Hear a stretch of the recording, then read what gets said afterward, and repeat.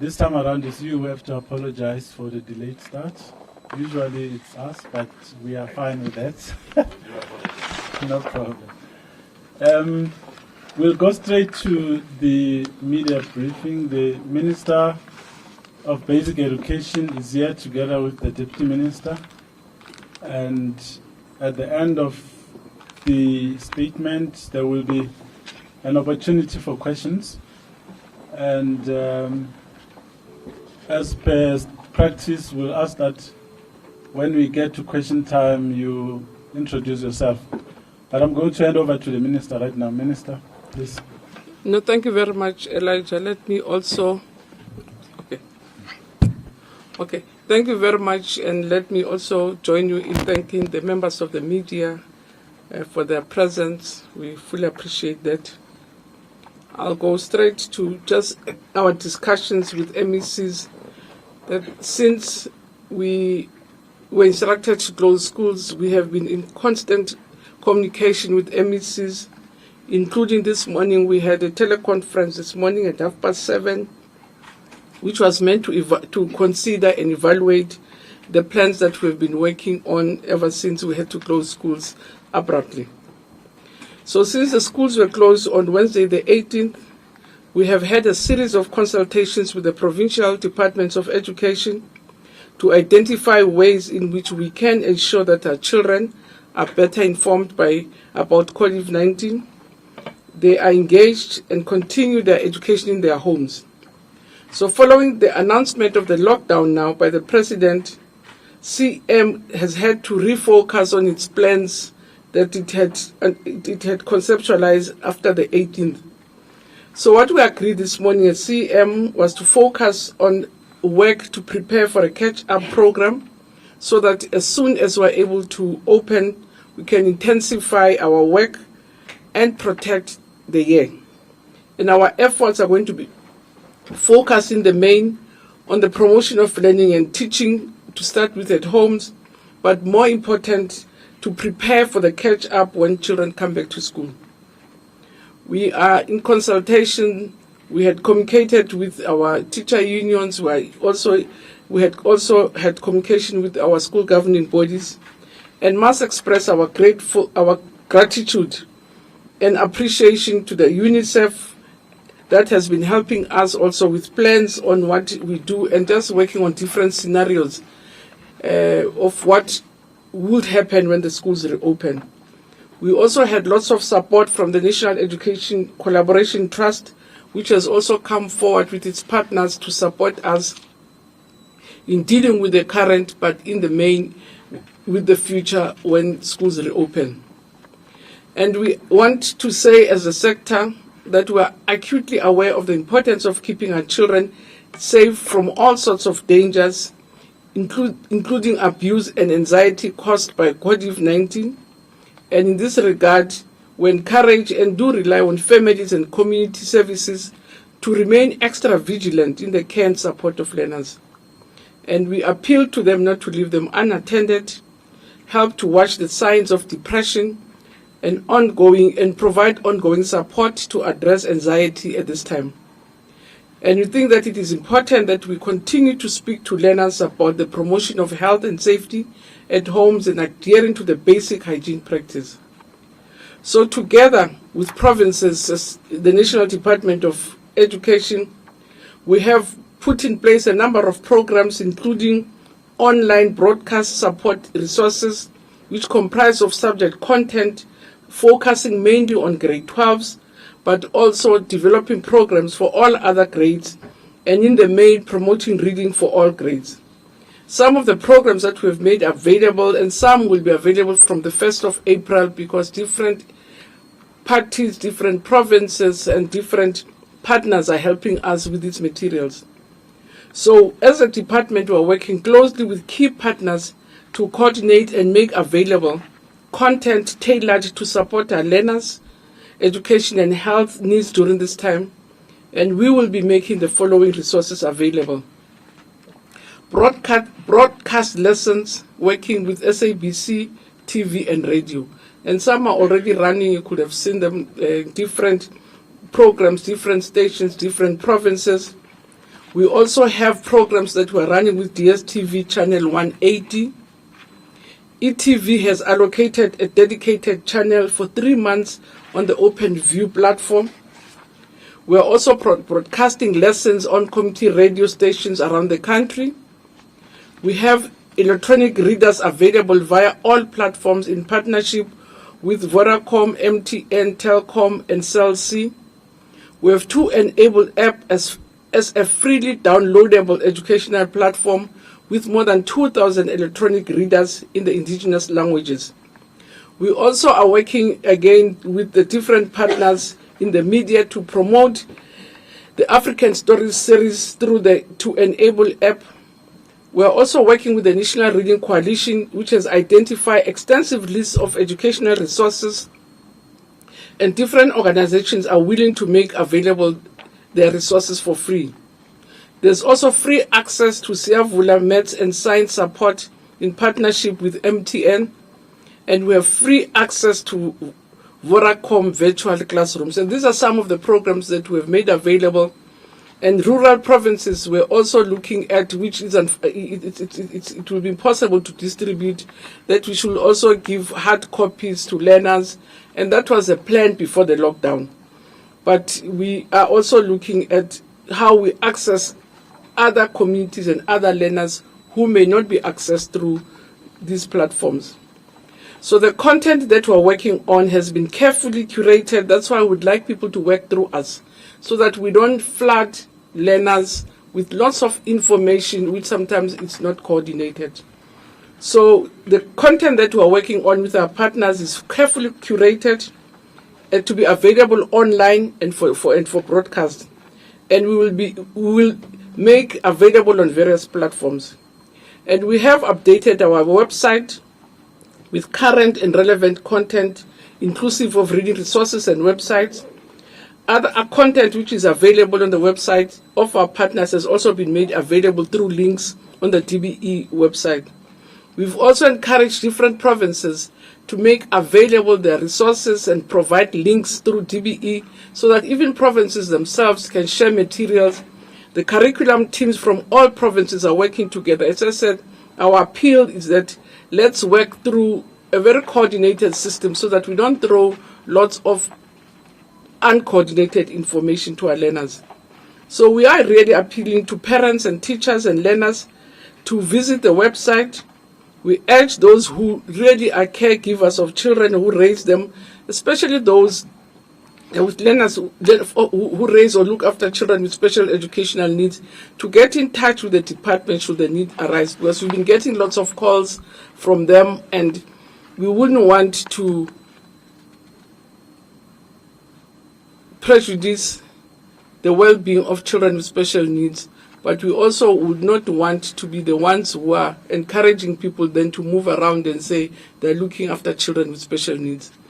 We have, as a department, especially the HOD authority, to give exceptions on critical services. So before you move around, especially for caregivers of children with special needs, you have to communicate with the department so that with yourselves we can work out what is the best way of working around the needs of children with special needs. On content for reading, the Read to Lead campaign in the National Reading Coalition will continue to drive their messages aimed at heightening awareness on the importance of reading for enjoyment.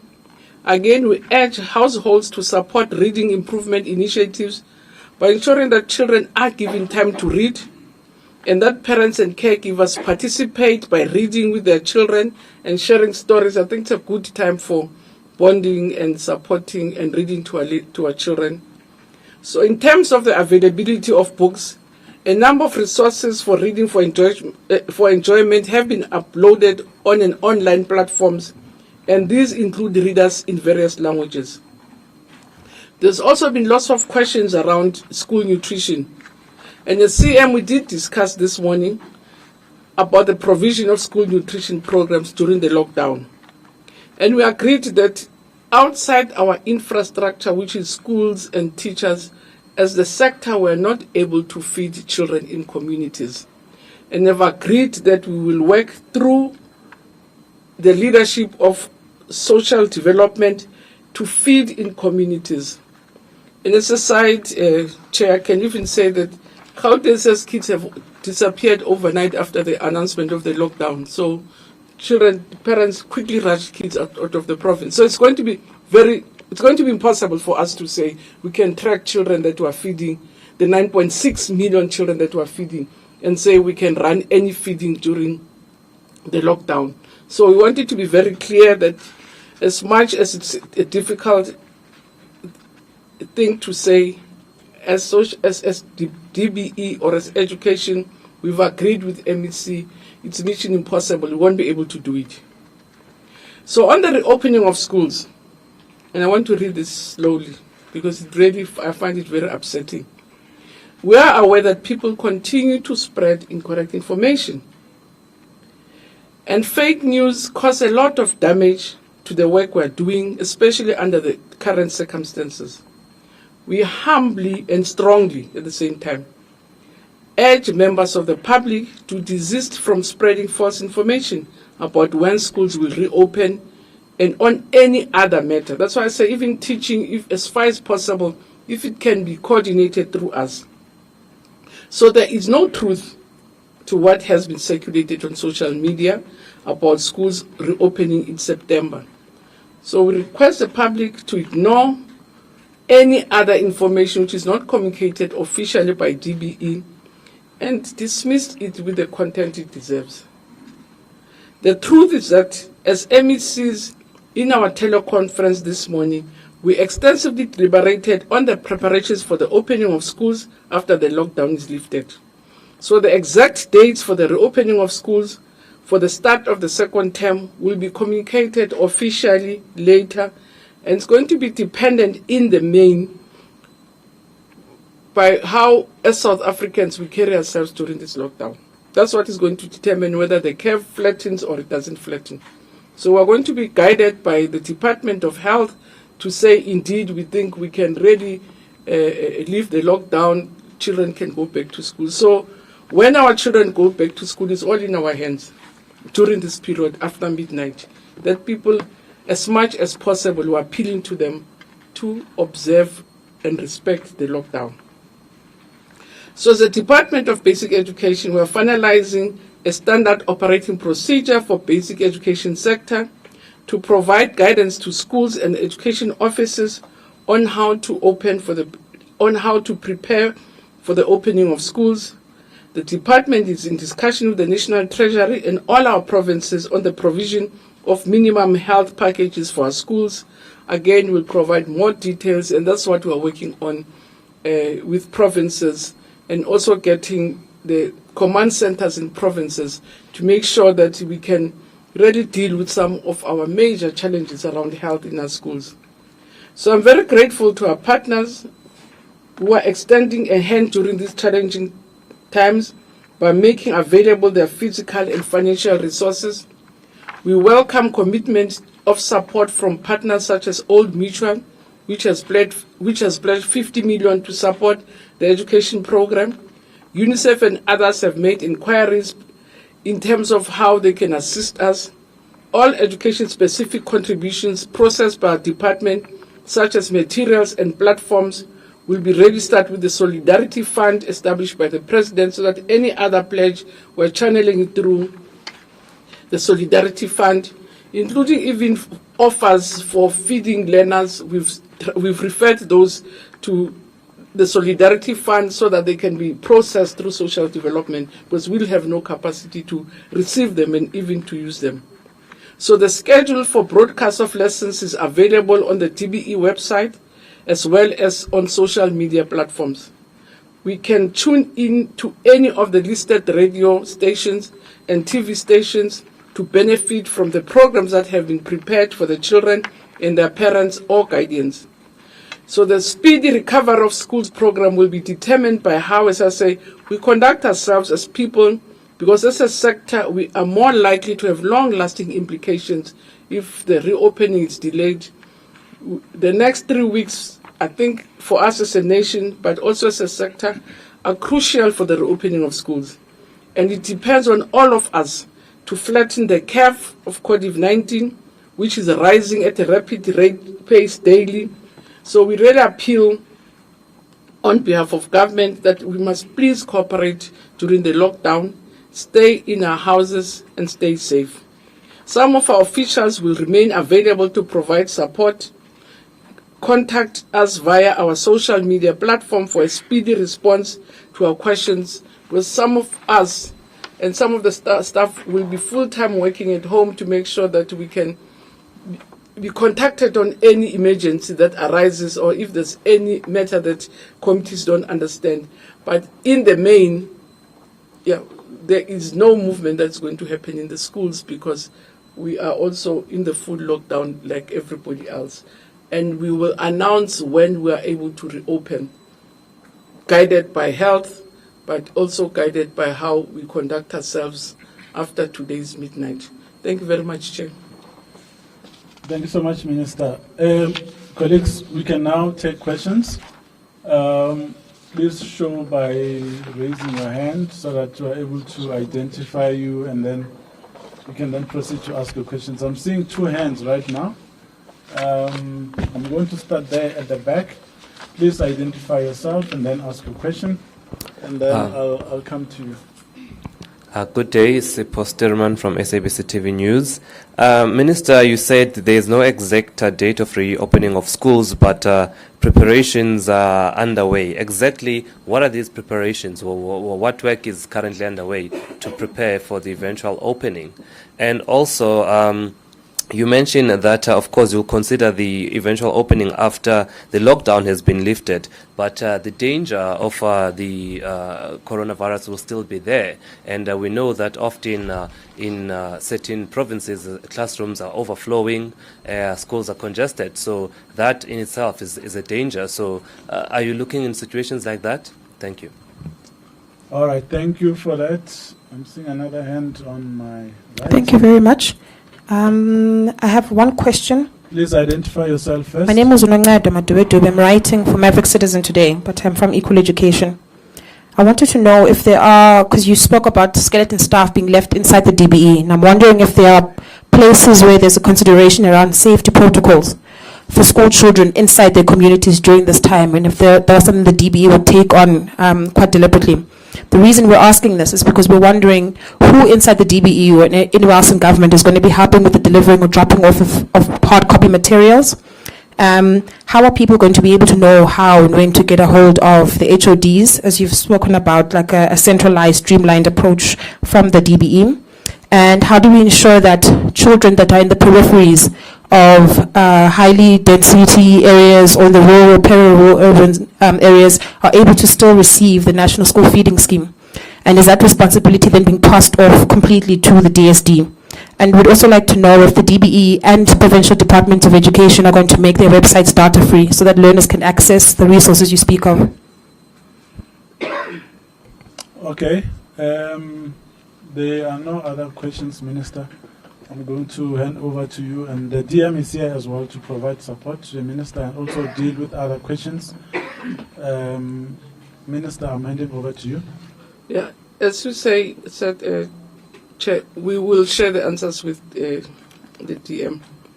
On the recovery plan is going to be informed by, for instance, the first time when we were working on, just to give you an example on how we were planning the recovery plan, we were calculating that we are going to lose 10 days, and what are the implications of losing 10 days, so that the material is to consolidate, to revise, and add hours, because you also want to manage that which you can control. So to say you'll ask people to do this and outside the school hours was quite difficult. So we had developed materials, and that's why if you look at the materials we're using, was for revision of term 1. Because for term 1 we had lost 2 days. So what is it that we would have lost for closing early? And now we're beginning to lose time on term 2. So how are we going to compensate on the days and the hours we're losing on term 2? So it's based on what our plans are and where we find ourselves at different times.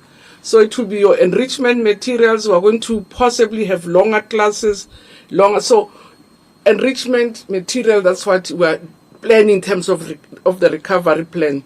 And our recovery plan is going to be informed by what we would have lost in days, in times from the plans that we have. If you recall, when we closed schools early, we had said to make up for the 10 days we're going to lose, we're going to extend to take 7 days from the June holidays, 3 days from September. That's part of the recovery, and say we're going to teach longer. But now we're beginning to lose even more than the 10. So what is it that we do then to compensate? And that's why we're in constant communication to say, what are we losing which we have to recover? We're losing time, right? But we're also mainly we're losing time. And it's to calculate our recovery in terms of what the plans are. In terms of when are we going to come, what are the health risks, that's what we were discussing with MECs to say, in some centers, it will be like the deconcentration. Most of our schools are crowded. In terms of boarding schools, there are more learners close to each other. What plans will we have by the time we reopen?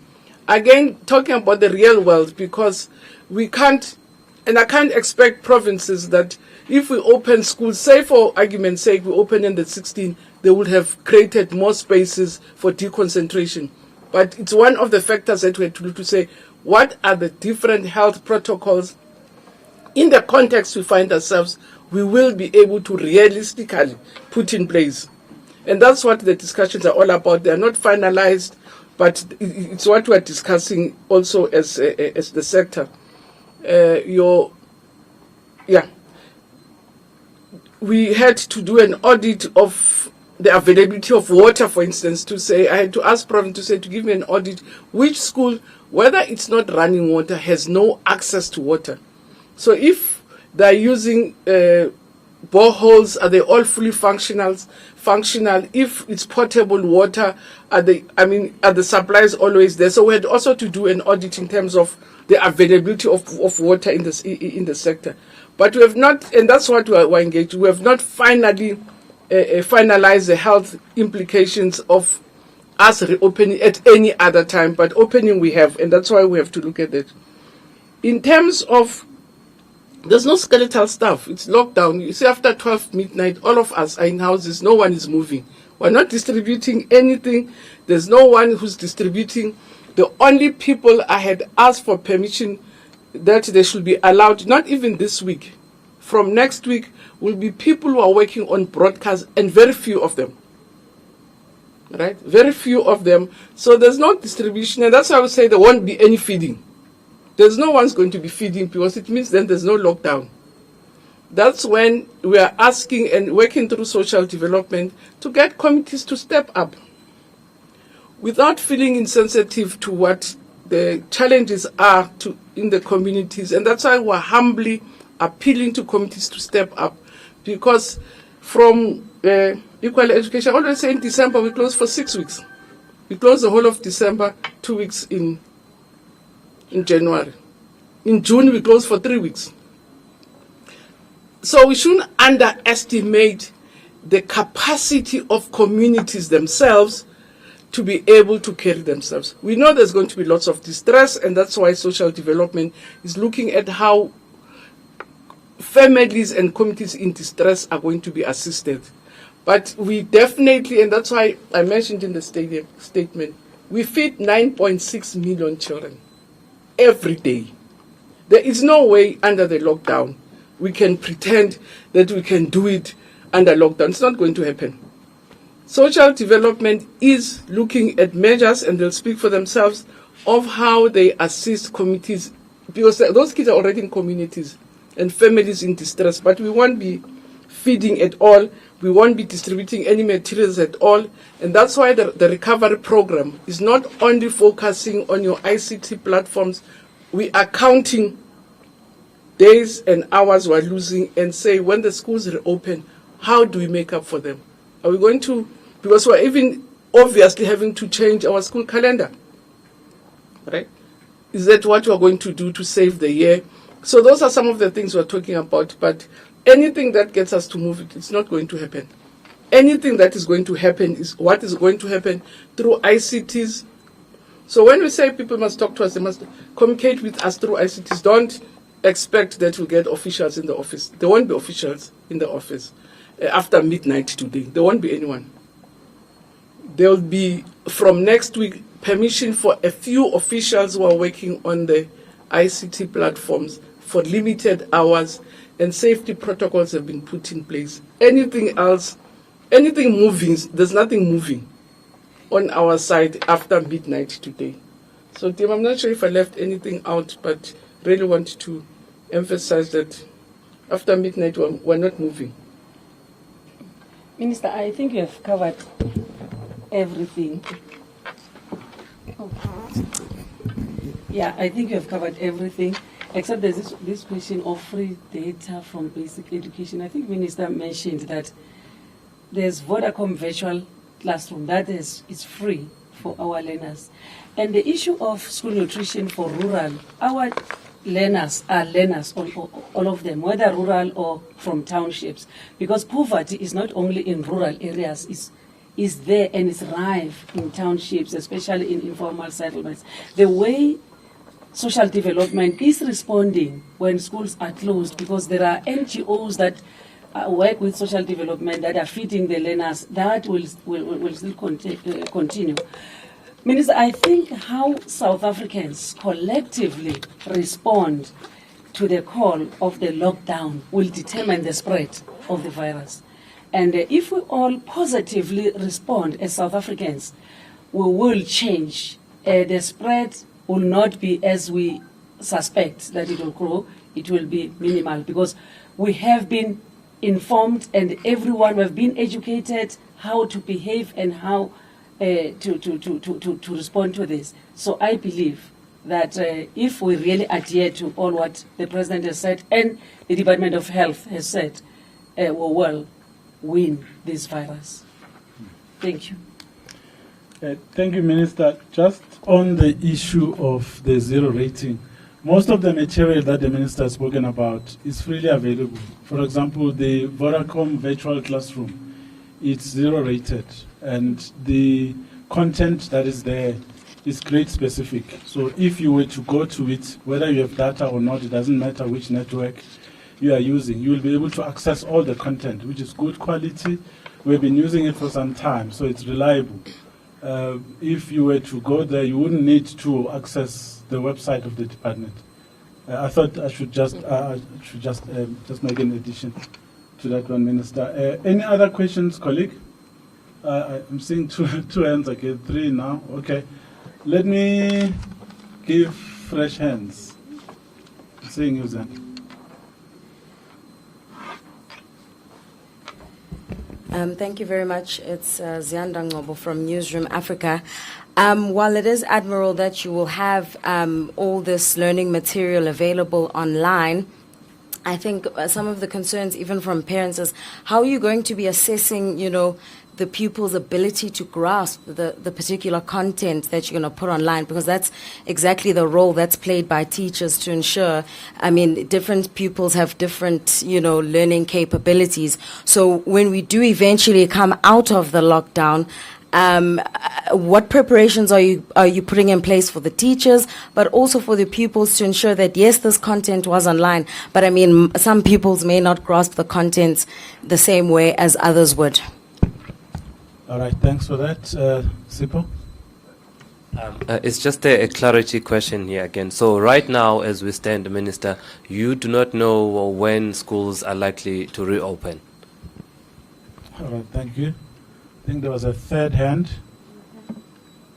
It's Halpalelu Palaitile from Jacaranda FM News. I just want clarity when it comes to the reopening of schools and that decision. Will private schools and independent schools be allowed to pick their own dates, or will they have to go with the dates that the department is taking for public schools? Thank you for that. Minister, I'm going to hand over to you, okay? Yeah, let me take the easy one about the reopening of schools. I really don't know. We were speculating to say if the lockdown finishes on the 16th, this is the likelihood for teaching. But it's going to be determined by the curve, because that's what put us in the lockdown. So if it flattens and health says they think it would be wise to move out, that's when we'll be able to say yes, indeed. But now the lockdown has not started. We will monitor as the center that is monitoring the spread of coronavirus, and then we'll be able to communicate with the public to say we are still experiencing a spike, maybe it's not safe to still send kids back to school. Because if you recall, even before the lockdown, we're the first that were requested to close.